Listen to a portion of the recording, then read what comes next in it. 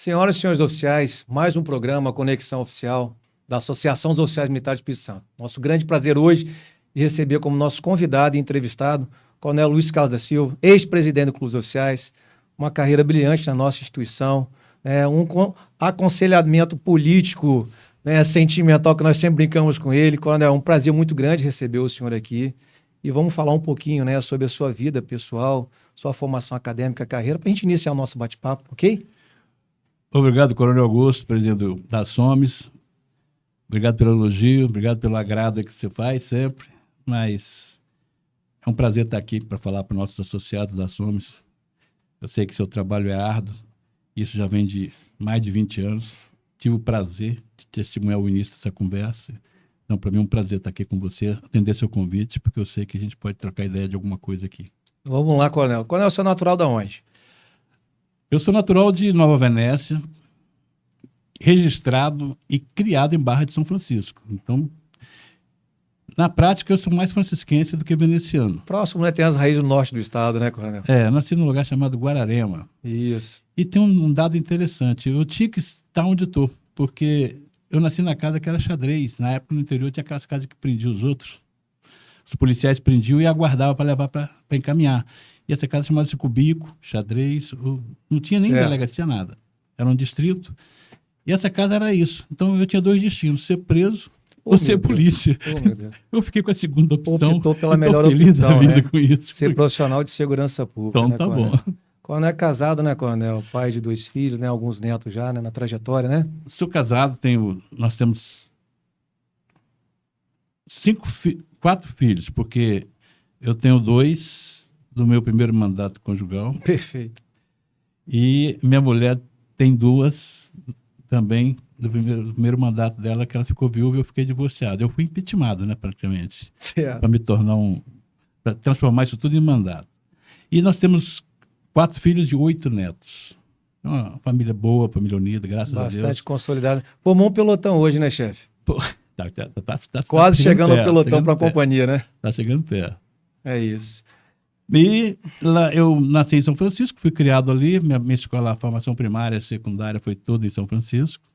E dali eu fui direto para a academia, com 18 para 19 anos, no antigo estado da Guanabara. Sulacap, né, Coronel? Lá para Sulacap. Depois Rio de Janeiro para Fusão. E me formei lá. Depois voltei para fazer aperfeiçoamento lá como capitão, já fui em Niterói. E vim para a nossa PM, para a nossa gloriosa PM, que é uma instituição fantástica. Eu gosto muito de pertencer à nossa PM por vários motivos. Primeiro, porque eu aprendi a noção de disciplina, hierarquia e autoridade e subordinação também na PM. Eu só não consegui aprender ser cegamente subordinado. Isso aí eu tive um pouco de dificuldade. Então, me causou alguns percalços, mas eu me livrei de todos eles e deu certo. Mas isso é compreensível, né, Coronel? A formação do militar, a gente estava até discutindo no bastidor, a formação do militar é uma formação muito universal. O militar estuda ciência política, estuda direito constitucional, processual penal, né? As normas internas nossas de aplicação do uso progressivo da força. E, claro, nós somos inseridos no contexto da sociedade. E, como cidadão, eu só também tenho o direito de opinar, né? E falar sobre suas expressões, sobre os pensamentos e reflexões.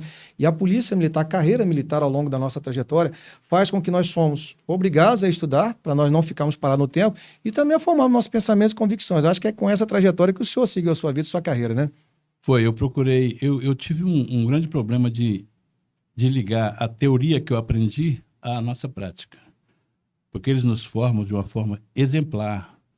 O dinheiro que gasta para se formar um oficial, que ele chega a coronel, cara, para nós que recebemos uma formação, é um presente. O presente é uma dádiva. Se você ser formado numa academia militar, onde você tem os melhores conhecimentos, você ganha para estudar. Então, isso é um privilégio muito grande. E a minha contradição é que, na prática, eles não deixam você exercitar o que você aprende. Se você for exercitar o que você aprende, as coisas funcionam. Mas não tem. Eles te ensinam teoria política, teoria de Estado, teoria de tudo. Mas, na prática, você tem que dizer o que a cartilha daquela época está mandando. E, às vezes, é uma cartilha tão pobre para exigir da gente que você não vê, você fica frustrado, às vezes, com o conhecimento que você tem. Isso aí é uma percepção minha, né? com o conhecimento que você tem para você botar em prática. Então, isso dá uma certa Frustração, né? O senhor é aspirante de que ano, coronel? Sou aspirante de 1975, 1975, né? O senhor está com quantos anos hoje? 70. 70 anos. Então, o senhor passou por momentos históricos da construção de cidadania no nosso país. O senhor pegou a formação da Academia de Polícia Militar do Estado de Janeiro, né, no estado da Guanabara, no momento histórico do país, né, onde o regime militar era o que conduzia os destinos da nossa nação, tá certo? Depois o senhor pegou a Constituição Federal de 1988, a Sim. abertura, depois os governos civis, e o senhor perpassou toda essa trajetória. Nós sabemos também que o senhor tem uma formação, né, além da formação de oficial da Polícia Militar, de gestão de segurança pública, o senhor é formado também na área de comunicação social, não é verdade? Então, o senhor acrescentou e agregou esse pensamento do senhor como filósofo, como político, né, como oficial da PM, de um conhecimento assim que muitas vezes incomoda a quem não tem a sabedoria para tomar uma decisão e compreender que nós somos também, como militares, somos formadores de opinião e que nós temos pensamentos próprios, nós conseguimos identificar o que é certo do que é errado e como militares que somos, sempre buscamos os melhores caminhos e as melhores soluções de forma reta. E muitas vezes quem nos dirige, quem nos comanda, não consegue ter essa noção, essa compreensão. É verdade isso, coronel? Concordo com você, em gênero, número e grau. O negócio é o seguinte, que a nossa formação era linear. E eu perdi meu pai com 45 anos de idade. Muito jovem, né? Bastante. Eu estava no 2º ano da academia. E eu queria que ele estivesse vivo hoje para mim perguntar para ele para que ele me ensinou a ser tão certinho, para me botar num mundo tão errado, para me poder ir ainda na função. Então, com relação à formação que você disse aí, eu tive formação oficial, direito e comunicação social, que foi por último. Que depois eu vou contar por que eu fiz isso, por que eu resolvi fazer jornalismo. Mas, olha bem, onde é que eu fui parar? Quem é que gosta de polícia? Poucos. Só quando interessa. Ou os nossos familiares. Os nossos familiares, próximas, né? Essa normalmente Os nossos amigos. é a percepção que nós temos enquanto institucionalmente profissionais diários, né? mas ninguém tem culpa disso, não. Claro que não. É um sistema que faz isso. O sistema impõe esse estereótipo contra nós, né, Aí militares. eu resolvo fazer direito. Quem gosta de advogado? Aí eu vou para jornalismo. Quem é que gosta de jornalismo? Então, olha escolheu 3 carreiras. Olha onde é que eu fui me meter. Eu sou um cara antipático nato, por formação. Mas eu procuro entender isso e não deixar eu me levar por isso aí.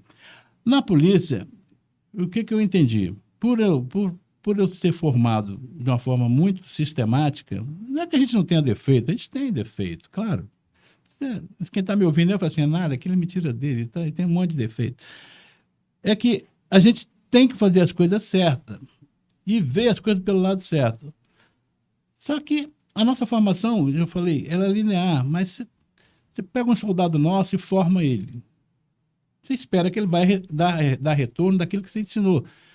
Mas você não procura saber de onde ele veio. Ele veio de uma família, talvez desajustada, mas que ele está procurando se acertar e achou a polícia com um meio, né? Um meio de acertar. Um meio de acesso. E muitos deles acertam. Mas a formação nossa não nos dá a educação. A nossa educação que mais pesa na atitude policial é a educação de berço. É quem tem berço. O que tem berço, quando ele pega essa formação acadêmica, ele dá show. Mas, ao mesmo tempo, ele vai chegar num ambiente hostil que ele vai ter que ter dificuldade para poder ser aquele lorde que gostaria de ser num ambiente hostil. Então, ele tem que fazer as duas versões. A compreensão, né, da função profissional nossa de segurança pública, principalmente policial militar e bombeiro militar, ela é muito complexa. Mas tem uma professora, eu tive uma professora, né, no mestrado e uma professora na pós-graduação da Polícia Militar, chama Jaqueline Muniz, né? Ela fala que ser policial é uma razão especial de ser, né? E é um outro debate, né, coronel, muito amplo, que a gente vai ter oportunidade, se Deus quiser, em tempo breve, de tratar sobre esse assunto. A sua perspectiva, depois, ao longo da carreira, que foi alçada à presidência do Clube dos Oficiais. Conta um pouquinho dessa história para nós, coronel. Augusto, você é culpado disso. Eu estava falaram isso já. Eu estava lá em Aracruz, numa pracinha, num barzinho, tomando um Cuba Libre, aquela antiga bebida, né? E aparece lá um tal de capitão da Alcool e fala assim: coronel, estamos precisando do senhor lá no clube, para você compor nossa chapa para a direção do clube. O que é isso? Pô? Não, é porque nós estamos montando a chapa lá e o único oficial coronel que pode atender a nossa chapa lá é o seu nome, porque pela sua trajetória, porque você já fez, pelas suas críticas que você já fez à PM, pelos seus artigos que você já escreveu, por tudo que você vem fazendo, então, pois é, que azar que eu dei, né? Mas eu falei assim, mas é para quando? É para semana que vem, mês que vem? Não, encerra quinta-feira a inscrição da chapa. É de imediato. Pô, mas você me chama para um negócio desse, assim, em cima, aí resolvi, assinei, fui lá brigar com a minha mulher para poder falar para ela que eu ia ser presidente. O senhor foi pedir autorização a ela. Aí já não tinha nem como pedir mais. Eu fui pedir, mas o que adiantava pedir autorização se eu já estava intimado? E aí aceitei e fomos lá fazer. No clube, o Augusto... Foi um desafio muito grande. E Augusto, esse cara que está aqui, foi meu vice-presidente, que está lá até hoje, agora chegou o coronel, eleito e reeleito. Que bom para nós, bom para o clube, bom para a associação. Mas ali, no clube, a única função que eu tinha ali, porque, pelo motivo que me levaram, pela política institucional, foi o que eu entendi.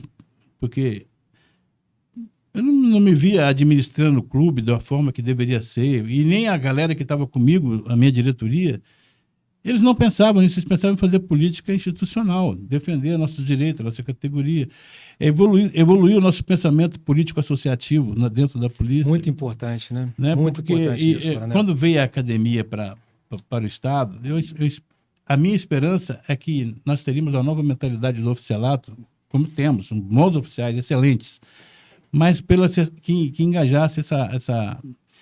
Não é um ativismo político, mas uma consciência política de que nós temos autoridades, nós temos deveres, nós temos obrigações, mas nós somos um ser político como outro qualquer. O senhor tocou num ponto muito importante, comandante.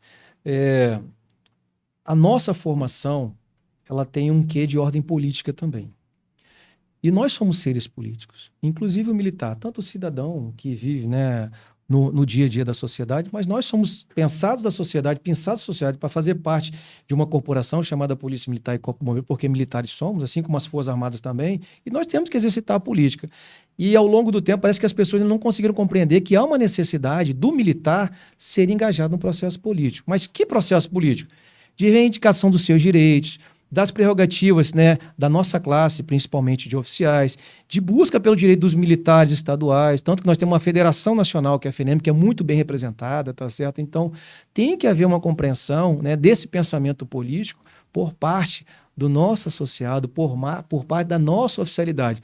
Porque se nós não formos inseridos no processo político, nós fomos engolidos. Concordo. Direitos são nos tolhidos. Eu tive a possibilidade de escrever na minha formação acadêmica, eu também sou bacharel em Direito, sou mestre em Ciência Política, né, em Ciências Sociais, e escrever sobre o captius diminuto do cidadão militar, porque todo policial, seja ele rodoviário federal, policial penal, policial civil, policial federal, se ele participar de um processo eleitoral, ele terminou o mandato, ele volta a exercer a sua função pública.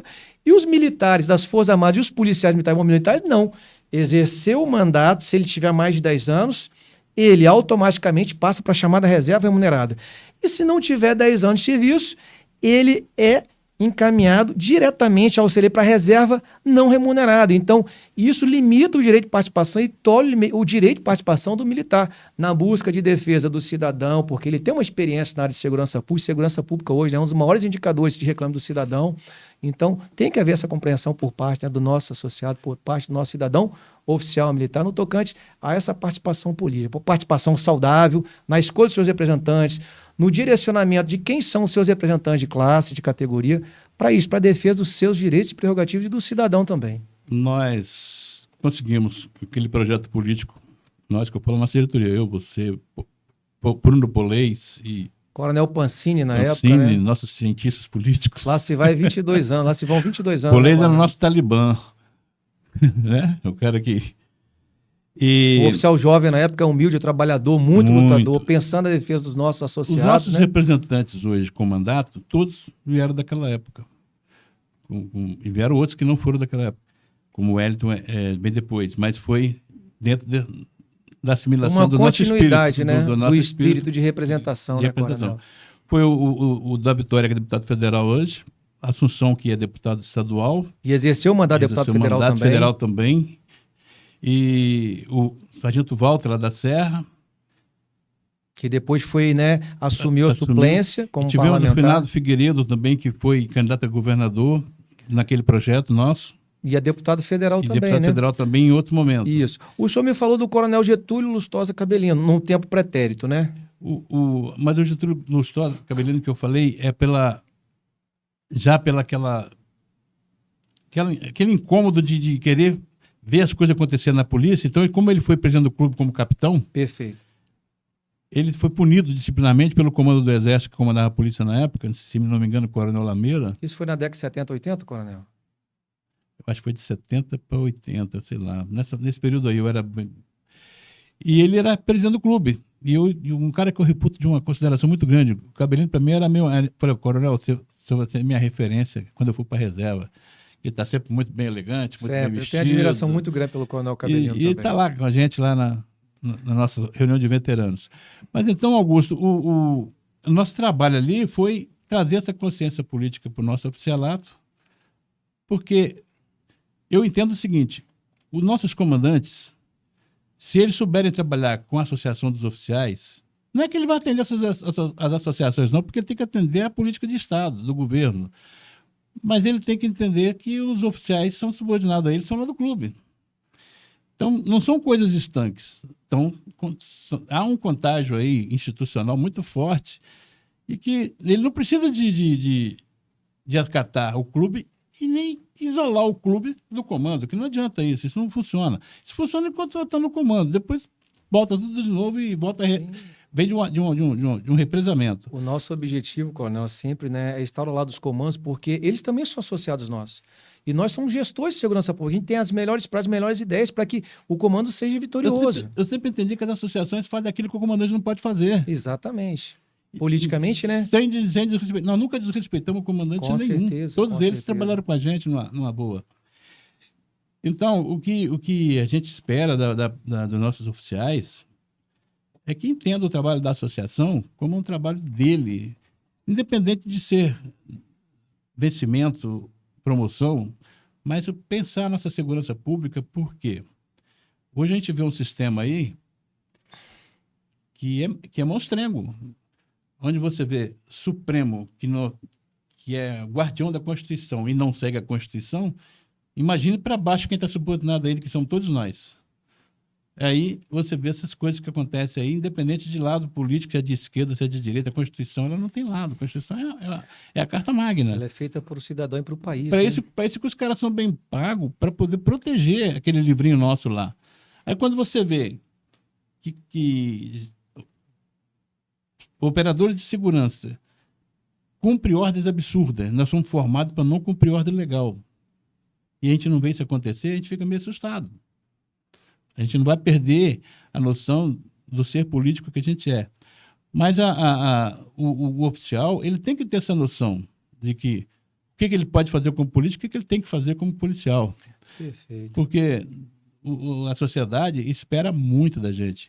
E o maior desafio hoje da segurança pública, que eu entendo, é promover prevenção. Porque a nossa formação é repressiva. Sim. E a prevenção, né, para a preservação da ordem pública é um mandamento constitucional, inclusive, lá esculpido lá no 144, né? Coronel, nós tivemos outros representantes também, né, que são associados nossos, outros oficiais que também, né, concorreram a cargos eletivos, tiveram boa representação e expressão política. Eu me recordo na época, né, o coronel Paulo Domingos de Osso foi ex-presidente do clube, né? O coronel Luiz Sérgio Auri, que é ex-comandante-geral da PM também, uma pessoa de um conhecimento fora do comum, um grande líder que nós conhecemos o trabalho dele na instituição, entendeu? E outros nomes, né, de vulto também dentro da nossa corporação. Nós passamos por eventos muito importantes na nossa entidade no tocante à questão de ordem política, né?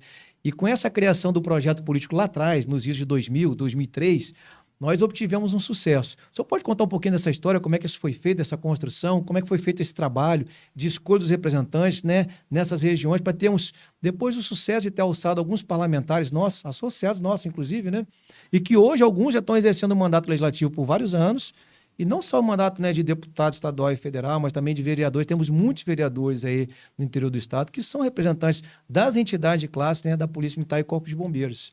eu vou falar um pouquinho antes do nosso projeto, antes de eu estar no clube. Aqui já teve um coronel antigo, que era lá de Montanha, ele trabalhava muito naquela região lá. Não me lembro agora o nome dele. Floriano? Não, Rubim? não, Rubim não. É um outro, que tinha um nome até de um radialista aí, que morreu. Não, radialista não. Um jornalista ali da Tribuna, morreu há pouco tempo, um coroa. Esqueci o nome dele, fazia uma colunazinha ali de polícia, inclusive. Mas teve esse coronel que fazia carreira solo, por conta dele. Tinha o nome de coronel, era deputado, defendia muito a classe estudantil, a classe das professoras. E depois veio, que eu conheci, depois veio o coronel Jorge Devens. Jorge Devens. Também. Okay. Tinha um bom relacionamento político, foi para o Detran, foi diretor do Detran, e são um dos deputados mais votados, mas também sem esse link orgânico que a gente tentou estabelecer, e conseguimos. O Coronel Gazani, né, foi um parlamentar, trouxe muitas coisas boas para a corporação, Lei Gazani, por exemplo, né? Mas aí depois vem a Constituição de 88, libera o voto do cabo soldado.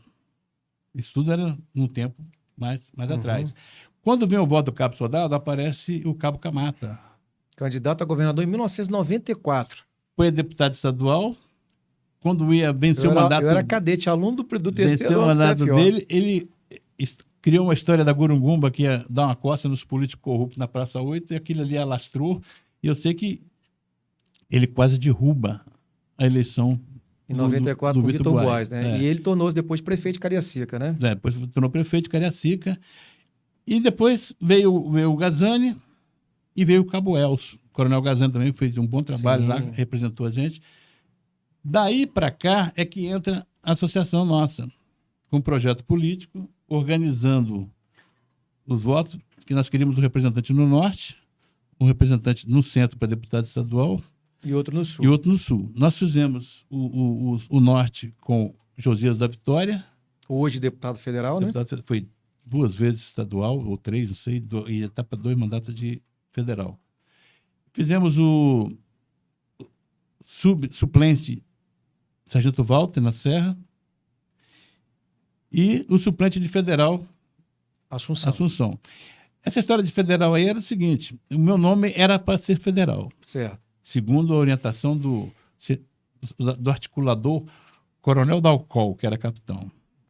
Dalcol, não, se você é nosso candidato a federal. Tá bom, Dalcol, é você, mas olha, é só para constar no projeto aí, o projeto toma corpo. Sim. Porque tem que ter um nome. No final, ele, coronel, o coronel Assunção, o capitão Assunção vai ser o candidato a federal, tá? Mas como? Não vai ser eu? Rapaz, você tem que me avisar, porque senão eu... Provavelmente deve ter sido feita uma pesquisa, né, coronel, de opinião, né, para saber qual era o candidato de melhor potencial. Né? Eu sabia que eu não ia ser, não me ofendeu não, mas eu curti com a cara dele. Falei, pô, rapaz, não tô entendendo você não. Você vai lá e me põe em graveto lá para ser federal, quando eu tô quase comprando a ideia, você bota outra. Ele é estrategista político, né? Aí o Assunção fez um bom trabalho e... Depois disso, começaram a fazer outros projetos lá e nós fizemos um trabalho de unir as associações. Um trabalho de base, né? Tanto policial civil, quanto cabo soldado e subtenente sargento. Nós fomos até onde deu para ir. Depois, os assuntos se divergem e a competição continua de novo, a concorrência de polícia. Concorrência interna de cabo, soldado e oficial, concorrência de polícia com polícia civil, com polícia militar. Mas a gente avançou. E essa caminhada chegou até Brasília. Nós tivemos a oportunidade de viajar em Brasília, né? Conversar com congressistas, né? Saímos daqui, fomos para BH, juntamos com a polícia de BH, fomos para Brasília, fomos para Pernambuco. Exatamente. Na outra reunião lá. Outra viagem, né? Então a gente fez todos esses movimentos que surtiu algum efeito e hoje a gente tem o deputado estadual Hélito. Assunção, né? Assunção continua lá. Josias Maia da Vitória, deputado federal. Então, a gente não perdeu essa coisa. A gente só quer reforçar isso para que a galera mais nova, sem nenhum desrespeito a comandante, sem nenhuma indisciplina, sem nada, pense politicamente a nossa instituição, porque é a nossa vida que está em jogo. É nós que vamos encarar isso. Essa instituição é nossa e a associação precisa de ter noção de que a segurança deles passa por nós, por esses operadores. Falo nós porque eu sou da PM. Então, eu sempre perguntei para o cidadão. Você confia num vigilante seu aí desonesto? Não. Como é que mas você pagaria um vigilante que você não confia nele? Um vigilante ou um segurança? De jeito nenhum. Como é que você paga a PM e não confia nela? Como é que você paga a PM e não se preocupa em saber como é que são as nossas ações, para você ter melhor benefício da gente? Porque cobrar da gente o que a gente tem que fazer é fácil. Mas como vocês vão cobrar? Porque o jornal, a imprensa, o que ela faz? No jornal, pelo menos no escrito, hoje é tudo online. Tem uma página só policial. Então, ali, eles esculhambam com a PM e com tudo que acontece na segurança pública. Com a PM, com os órgãos, com qualquer um deles. Mas, quando o assunto é outro, vamos supor, teve um episódio no Estado, um deplorável episódio, onde o judiciário todo ficou envolvido. E foi juiz preso, desembargador preso, uma confusão danada. Operação Naufrágio, né? Naufrágio. Eu não vi... Operação Naufrágio. Eu não vi uma matéria daquela na coluna de polícia, na coluna de segurança. Eu vi na coluna de cidade. Por quê? Porque ninguém lê cidade. Só lê cidade aqueles leitores específicos que querem saber os acontecimentos. A leitura de massa, que é futebol e segurança e polícia, é lá naquelas páginas. Eu cheguei uma vez num jornal, numa editora, numa editoria, visitando a editora com um grupo lá da PM, e perguntei para um editor, vem cá, por que quando tem um empresário, um advogado, um figurão civil aí, que se envolve num escândalo qualquer aí, num crime, vocês não colocam o nome dele, vocês poupam. Tudo bem, vamos manter o sigilo. Mas quando é PM, vocês buscam os assentamentos. Assentamentos funcionais do A pessoa já saiu da polícia, não está mais, a polícia botou ele para fora, mas vocês, para dar sustentação à matéria, vocês vão lá nos assentamentos dele, ele é ex-PM, foi expulso da PM. Eles ressuscitam, né?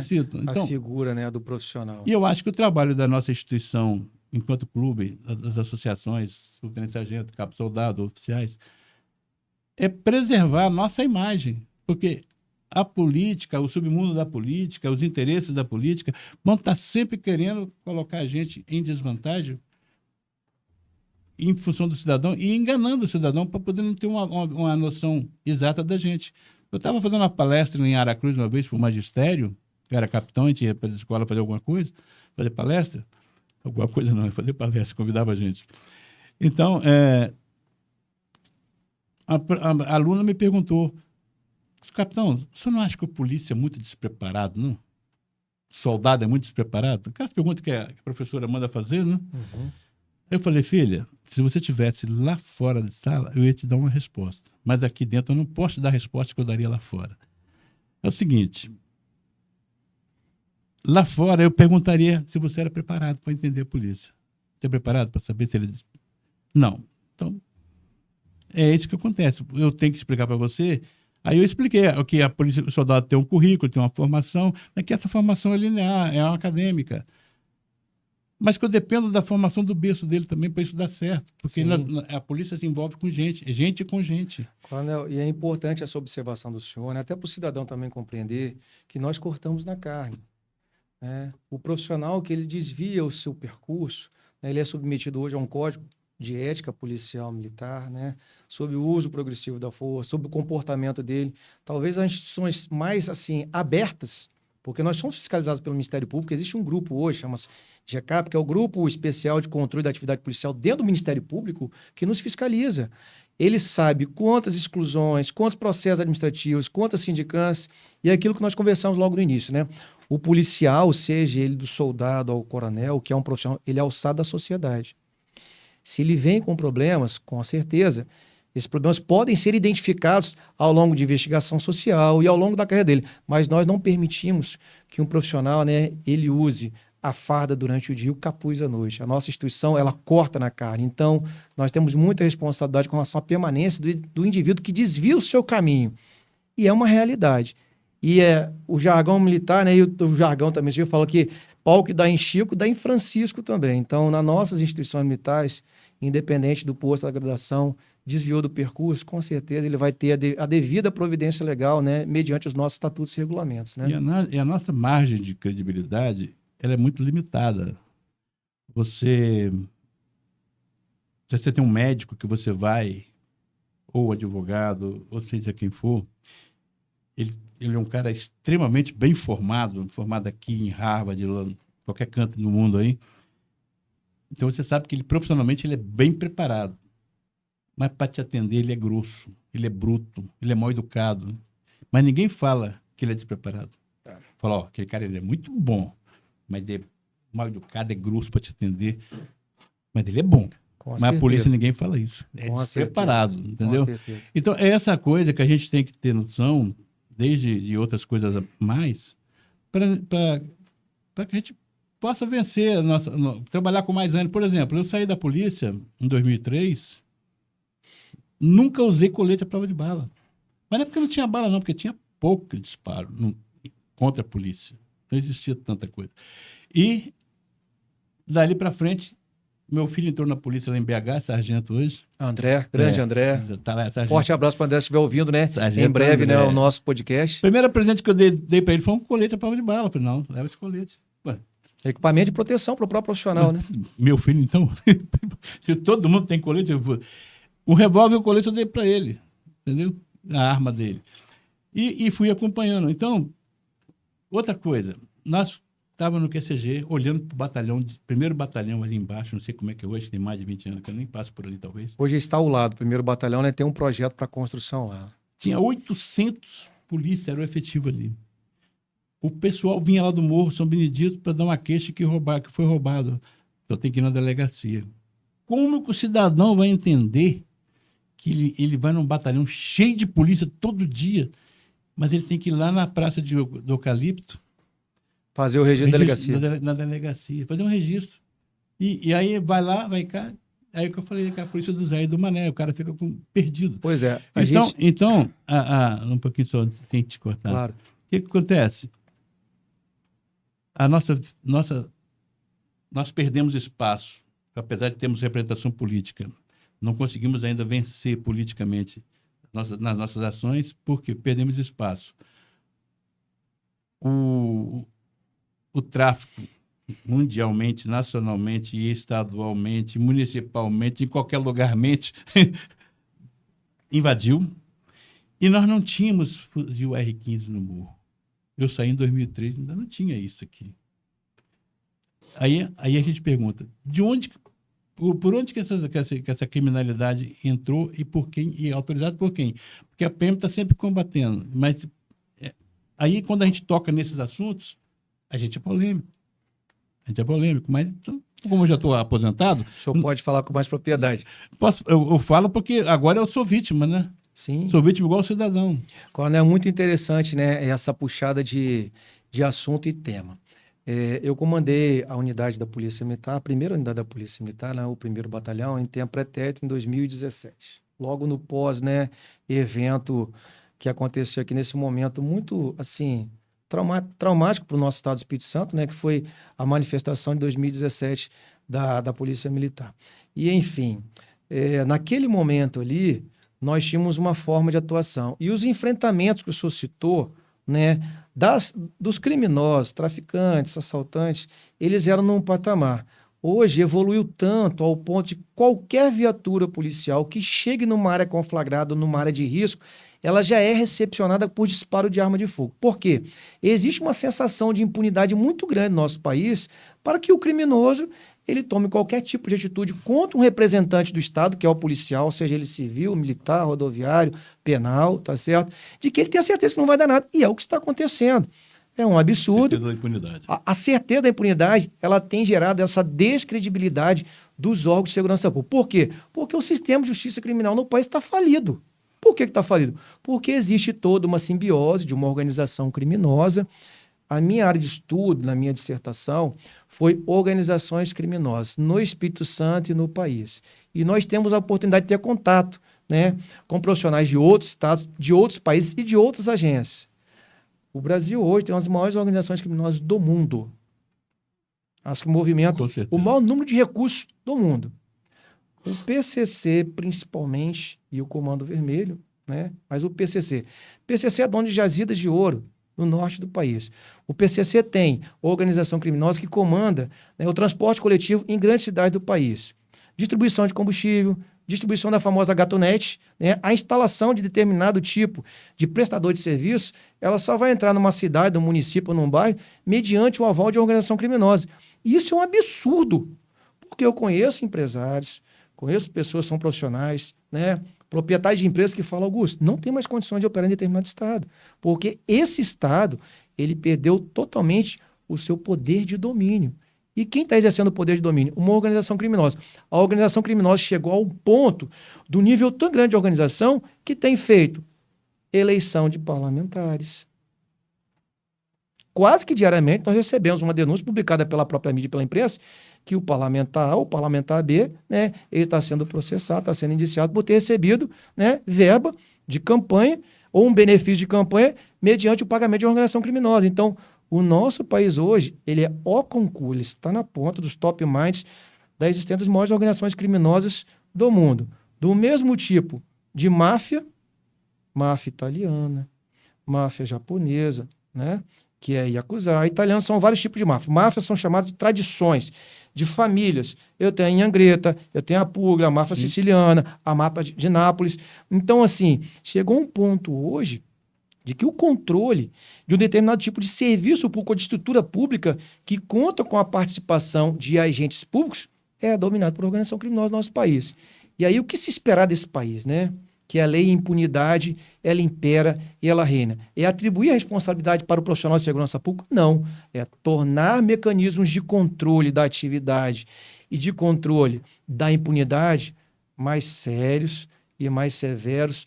Eu sou, né, adepto da corrente legalista, que nós temos que aumentar os mecanismos de controle, porque legalismo, você não faz nada. Nós não temos condições mais, né? Nós somos objeto de estudo de instituições policiais, de instituições internacionais, que vêm nos estudar para saber como se opera as organizações criminosas do país, porque já estão operando fora do país. Essa primeira organização que eu falei para o senhor, né, o primeiro comando da capital, ela já transcendeu as fronteiras do Brasil. Tem operação no leste europeu, na Ásia, né? Tem operação na América do Norte, tem operação no Oriente Médio. O PCC se incrustou hoje, né, em todos os locais do mundo, em todos os continentes, inclusive na África, tá certo? Então, assim, se a sociedade não abrir os olhos para estruturar bem os seus organismos policiais de controle, estruturar bem o seu judiciário, né, o seu Ministério Público e os seus parlamentos, nós não sabemos, né, a que ponto nós vamos chegar. Então, é uma preocupação muito grande da sociedade com relação a isso, né? Essas organizações, elas primeiro, elas se enriqueceram, criaram bastante recurso e tomaram conta da República, só isso. Depois que eles tomam conta da República, não precisa tomar conta mais. Eles podem até fingir que não mandam, mas os caras sabem que tem que obedecer. E esse é o ponto mais grave.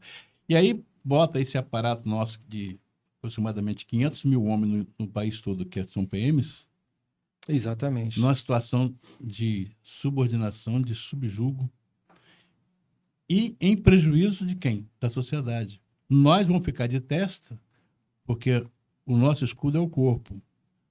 Nós temos que defender nossa coisa, mesmo que sacrifício da própria vida. Pois é. E aí entra essa coisa aí, que de 88 até bem recente, a gente acreditava em Estado de Direito. Mas o Estado de Direito, ele pressupõe um judiciário forte. Por que o judiciário tem que ser forte? Porque ele é o árbitro, ele tem que balizar onde começa o meu direito e termina o seu. Aí quando você tem um judiciário que, no momento, está tumultuado, você não vê para onde que ele está indo, então você não sabe de que lado que está seu direito, se você vai ter direito, se você não vai ter direito. Se você tem direito, mas você não pode usar batom. Se você usar batom, você fica sem direito. Você não pode falar no microfone. São várias nuances. São né? várias coisas aí que estão complicadas de se entender, porque nós temos rede social. Então, a nossa crise, para mim, o que mais tumultua a nossa formação é que ela não tem ideologia. A nossa crise é moral. Nossa crise é moral. Nós não temos mais condições de reagir.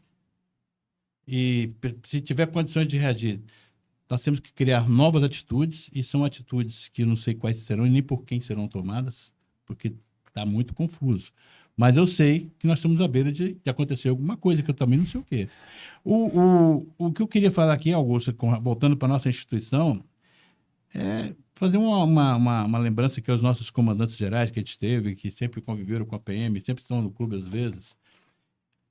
Um agradecimento a todos esses que cuidaram, que a gente conviveu com eles, da nossa história, e fazer 2 registros especiais, pelo menos na minha observação, na minha ótica. 2 comandantes, com todo respeito aos demais, que marcaram época na nossa PM, cada um com sua característica. O Coronel Uric, um grande comandante, articulou a PM em batalhões para todo lado, na melhor das intenções, e tinha muita força política, porque ele sabia transitar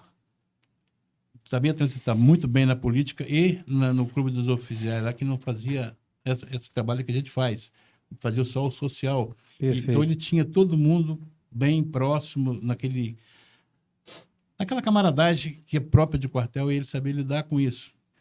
Eu não tenho nenhuma procuração para defendê-lo nem nada, não, só estou falando de coisas lógicas.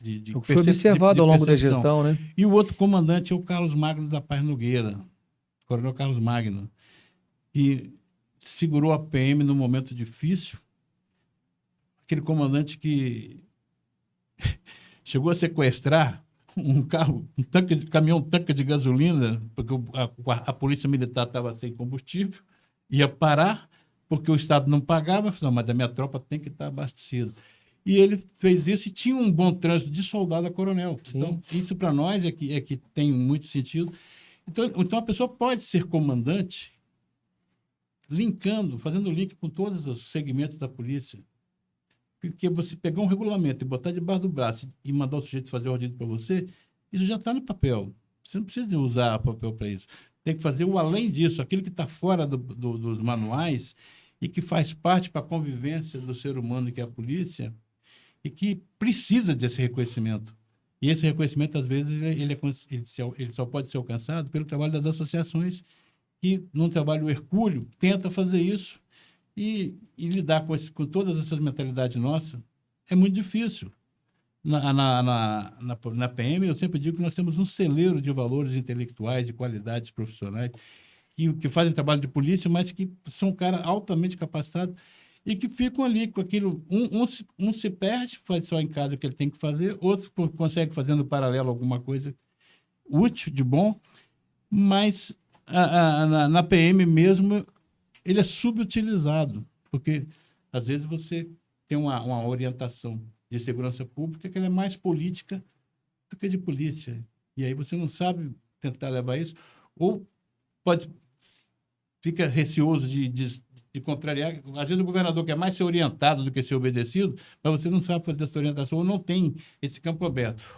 Por outro lado, o governo acha que aquela pessoa ali faz o que ele quer, determina e o cara faz e nós estamos combinados.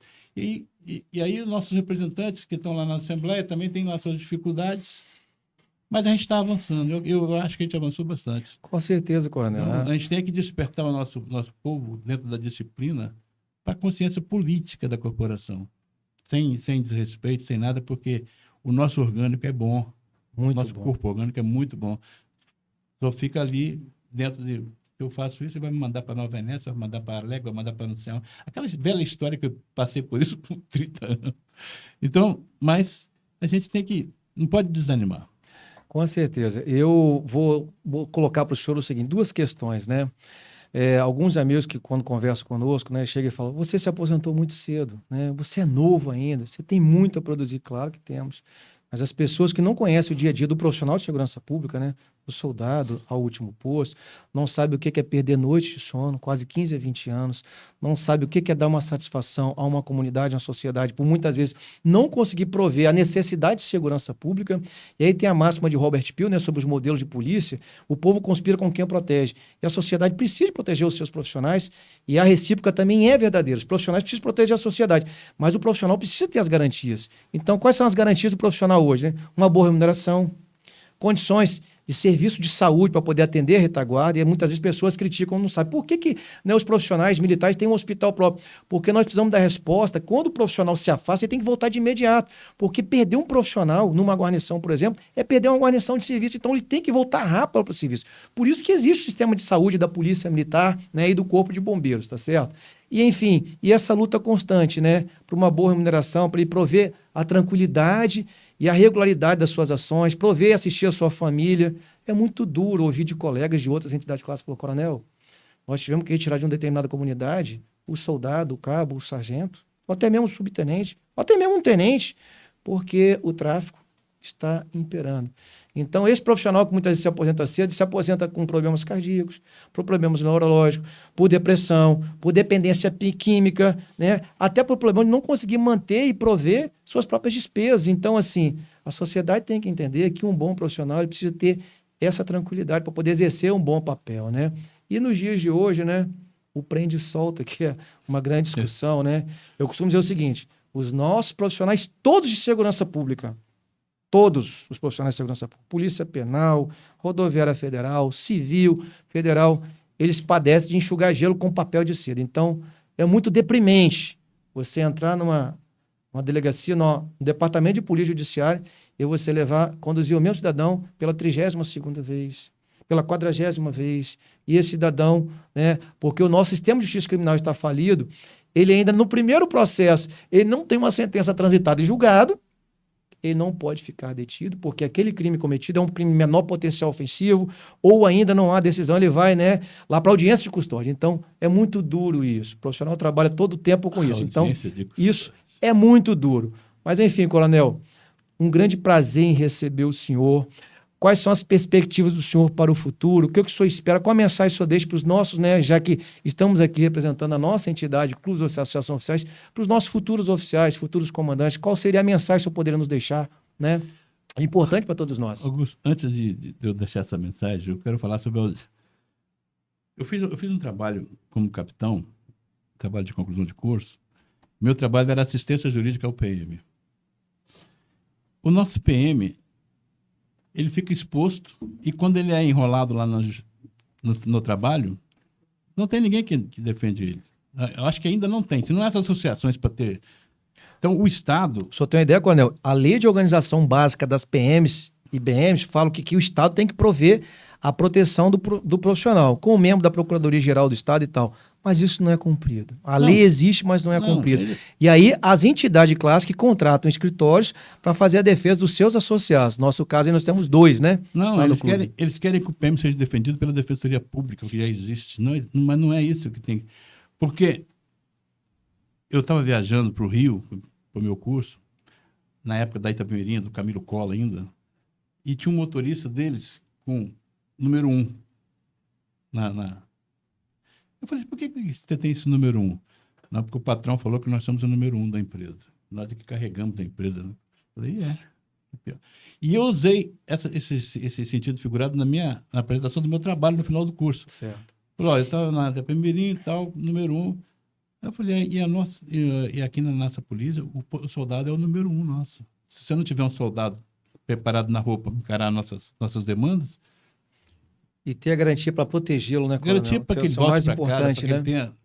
A segurança da família. Já que criaram a tal da audiência de custódia, para poder fazer política demagoga em cima disso aí, porque isso aí não tem nenhuma lógica jurídica para você fazer audiência de custódia para ver o cidadão que você foi preso, como é que você foi preso? Interromperam o seu trabalho de roubar, de matar? Então, mas te trataram bem, ou como é que te trataram? Isso não existe. Então, que o PM tenha pelo menos o direito a um advogado para ir com ele nessa audiência de custódia e para ver até onde dá para avançar, porque não dá para ficar nessa... O PM vai lá, se sacrifica, quando sobrevive com o cara preso, tem que prestar conta se tratou ele bem, independente se ele reagiu ou não. E se ele reagiu, está no dia de reagir, porque está no serviço dele. A profissão dele é roubar, gente. Você tem que entender isso. Pelo amor de Deus, né? Esses tempos, para mim, é surreal. Não dá para mim entender isso. Mas foi boa a participação, eu gostei. Eu acho que nossos associados devem prestar atenção na nossa entidade lá. Uma sede bonita, fisicamente. exponencialmente no Estado, ela chama atenção para quem... E nós, desde sempre, desde que ela não era tão bonita, a gente já não ligava para ela. Então, se todos os associados se preocuparem em ser sócios da associação e procurar ajudar os presidentes, as diretorias que passam por lá, hoje é você, amanhã pode ser outro, mas que todo mundo pense no fortalecer o nosso orgânico através dessa válvula de escape que a gente tem para poder falar alguma coisa, porque o resto é disciplina e hierarquia. Se a gente puder entender isso, já temos um bom avanço, e daí a gente tem, com certeza, nós teremos bons representantes e outros que, quando esses daí passarem, a gente terá outros. Mas obrigado pela oportunidade de estar aqui. Eu não sabia que eu era tão importante assim para poder ficar falando aqui. O senhor é, coronel, e a nossa palavra é de gratidão, né? Nós que agradecemos toda a experiência de vida do senhor. Teremos a oportunidade de ouvir outros oficiais que passaram também na nossa gestão do clube, tá certo? Outros comandantes, né? Tanto da Polícia Militar quanto com bombeiros. E para nós vamos fazer um pouco do nosso merchandising, agora nossa propaganda, né? O Clube dos Oficiais da entidade, pois não? Antes de Claro. fazer seu merchan, deixa eu concluir. Augusto, primeiro eu quero te parabenizar por essa iniciativa. E que você continue dando a voz aos nossos pares. Não é para vir aqui criticar ninguém, não. É para falar de coisas boas, de coisas que ele gostaria de falar para poder construir e não tem oportunidade de falar. Então, às vezes, não há uma oportunidade dessa de falar no clube, falar para o clube, que gostaria de encaminhar para o clube tal demanda, assim, assim. Então, essa oportunidade, essa iniciativa sua, eu acho muito louvável, que é um sinal de que a nossa associação evoluiu na tecnologia, porque a gente vivia fazendo folhetim, fazendo boletim aqui, boletim ali, um jornalzinho aqui, jornalzinho ali. Isso aqui é direto. Vai, o cara grava em casa e fica para lá e tá tudo certo.